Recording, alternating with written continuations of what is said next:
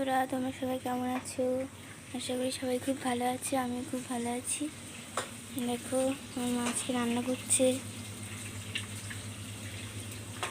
কি রান্না করছো? কি রান্না করছো? 5 রকম ভাজা, মাংস, ঝিঙে দিয়ে আলু দিয়ে তরকারি। এখন কড়াইতে কি করছো? কড়াইতে আলু ভাজছি, মাংসর আলু ভাজছি। এরপরে মাংস রান্না করব। তারপরে পায়েস রান্না করেছি। তারপরে আম দিয়ে মিষ্টি দিয়ে বানাবো, আম দিয়ে মিষ্টি বানাবো, সন্দেশ বানাবো ছানা করে।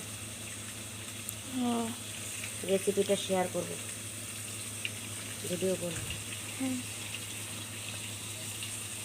দেখো, আমার মা রান্না করছে আজকে। আমার বার্থডে,